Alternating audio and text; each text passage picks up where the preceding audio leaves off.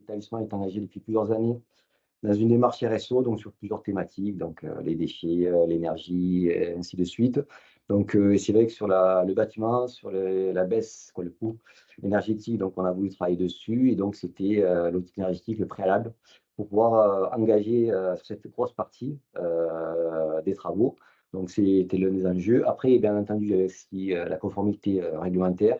Donc là, avec les obligations qui nous incombent, notamment Opéra, donc où là, on nous oblige, bien entendu, comme l'explique le texte, de réduire nos consommations. Donc, c'était aussi un enjeu important.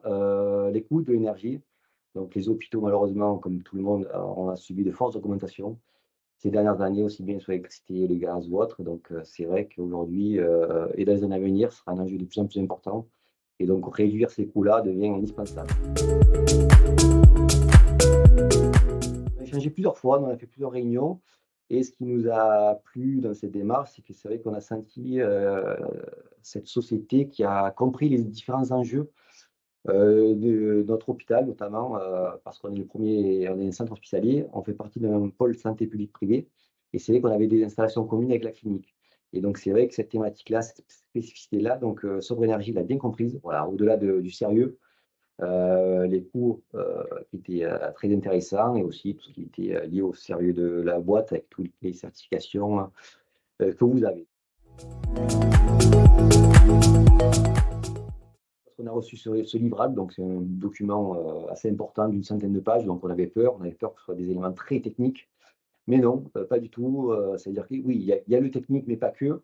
C'est-à-dire qu'il y a une présentation, un état des lieux, il y a des chiffres techniques qui peuvent intéresser donc nos techniciens, mais au-delà de ça, on trouve le document très clair, très lisible, notamment à la fin où il y a toutes les différentes fiches actions, où on nous préconise certaines actions à mettre en place, donc plus ou moins onéreuses.